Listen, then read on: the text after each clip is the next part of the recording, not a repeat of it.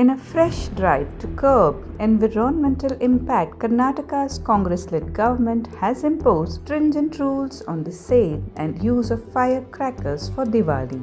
The Chief Minister's office clarified that only eco-friendly green crackers which produce lower emissions and noise are permitted.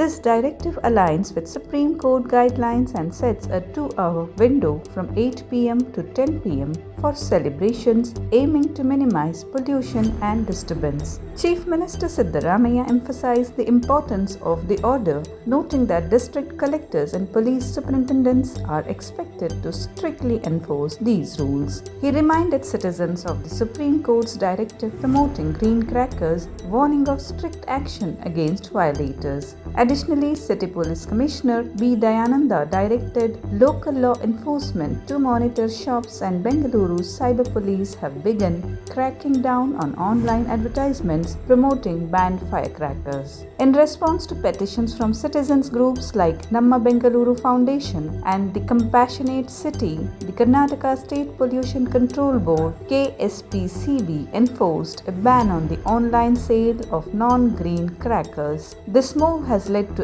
FIRs being filed under the Explosives Act against vendors selling unapproved crackers online. The BJP, however, accused the state government of selectively targeting Hindu festivals. Union Minister Prahlad Joshi voiced skepticism about the order's impact, claiming that it singles out Diwali without addressing other events.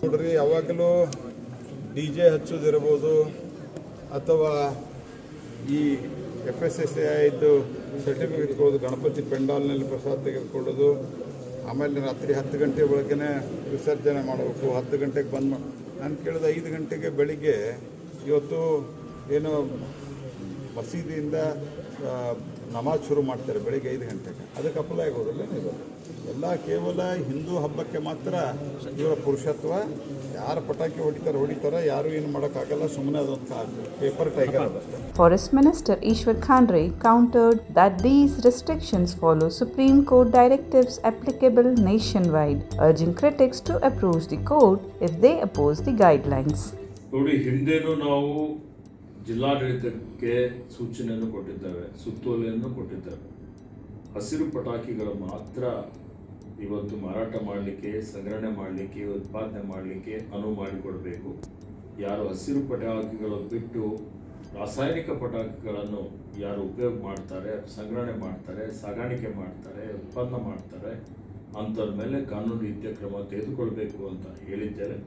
ಇದನ್ನು ಮತ್ತೆ ಪುನರುಚ್ಚರಿಸುತ್ತೇವೆ.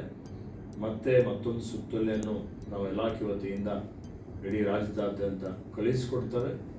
ಇವತ್ತು ನೋಡಿ, ನಾವು ಯಾವುದೇ ಕಾಯ್ದೆ, ನಿಯಮ, ಕಾನೂನುಗಳು, ಸುತ್ತೋಲೆಗಳು ಏನೇ ಸರ್ಕಾರದಿಂದ ಮಾಡಿದರೂ ಇದೊಂದು ಜನಾಂದೋಲನ ರೀತಿಯಲ್ಲಿ ಜನರಲ್ಲಿ ಅರಿವು ಮೂಡಿಸುವಂಥದ್ದು ಭಾಳ ಅವಶ್ಯಕತೆ ಇದೆ.